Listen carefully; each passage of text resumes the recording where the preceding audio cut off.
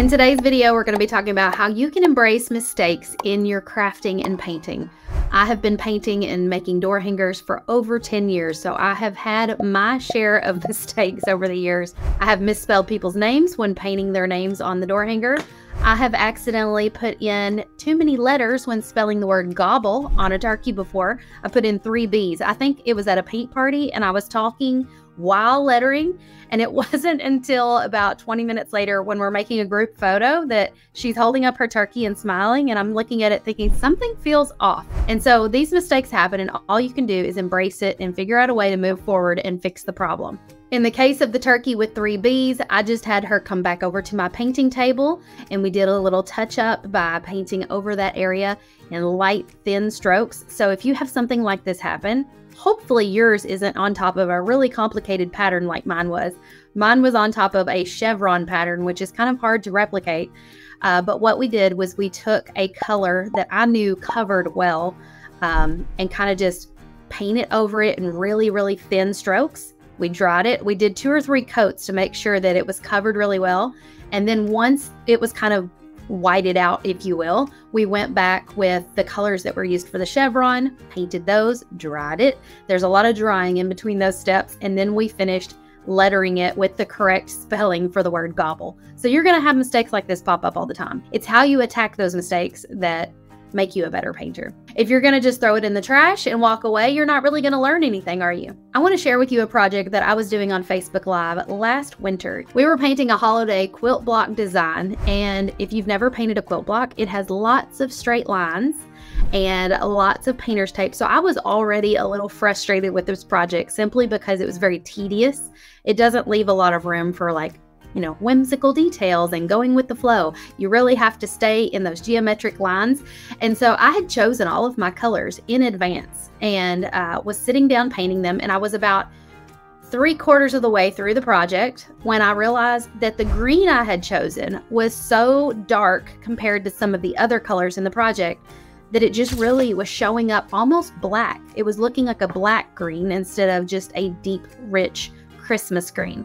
So partway through the project, I pivoted, I chose a different color of green, and I just painted right over those sections of the quilt block that I'd painted the darker green before and painted them with a lighter green, and it made all the difference in how this project turned out. And so sometimes the fix for the project is a really simple one, and you can just paint over it. Another project I did recently was this watermelon welcome design that you see hanging up behind me. While I was painting it, we did buffalo plaid on the background, and then it came time to paint the watermelons. Well, the color that I was using for the watermelon was not covering the white of that buffalo plaid really well. It was showing very clearly where the buffalo plaid was through the paint, and I didn't want the buffalo plaid to show through my watermelons. So I stopped right there, dried what I had so far. That's very important. If you're ever going to be painting over something or fixing something, stop and dry what you're working on so that you can paint over it. After drying the part of the watermelon that I had already painted, I grabbed a bottle of light gray paint and painted over the watermelon. Now you may wonder, why would she paint over the watermelon with gray? Gray is an excellent primer color under red, and I already knew this because I had been painting for years. I just kind of forgot it in the middle of the project and started painting red without really thinking about needing to prime first. And then of course the buffalo plaid was showing through. So by stopping everything, drying it, and painting all of my watermelons gray, I was able to then go back and paint them all red, and I got much better coverage, and nobody could tell that I had painted right over that buffalo plaid with gray and then red. Then there's this USA bouquet design that I taught a couple of weeks back, and I wanted to try a different technique painting these flowers. Well, the first time around, I could not seem to get the colors to blend right. And instead of just getting frustrated midway through the project, I decided to just keep on moving. And then once I had got, the more flowers I painted, the better I got at doing the blending on the flowers and the flower petals. And so by the time I got to the last flower, I decided that the first couple of flowers that I had done needed redoing. And so I went back and I painted those a second time and they looked so much better. So sometimes it just takes repetition of doing something before you're going to get better at it. And it's okay to go back and paint over something that you've already painted before if you know that you can do it better. There's this one project that I did a while back that my husband still teases me about to this day. We lovingly call it the crime scene candy cane. This project was not intended to look quite like this. During this time, I had been learning how to use paint pour on Christmas ornaments, and I was just having a blast playing with the paint pour paints. And I'm like, let's just do this on Facebook Live and let's paint pour a candy cane. I didn't really think through this project before I started it. Sometimes that's the way I am. I just jump in with both feet and see what happens. And if I had thought through it, I probably would have realized that candy canes are one of those things that always look a certain way, right? You never see a candy cane that has like splotchiness to it.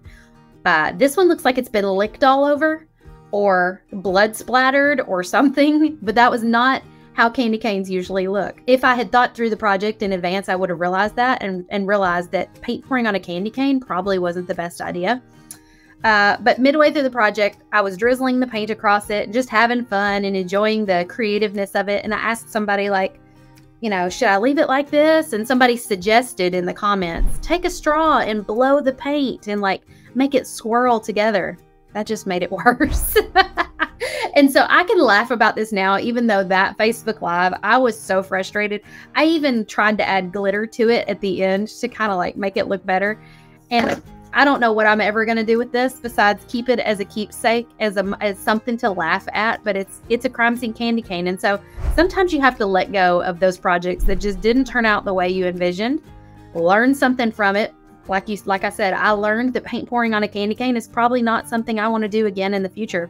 I could have let this make me want to give up. I could have let this make me say, I'm never doing paint pour again, or I'm never painting another candy cane again.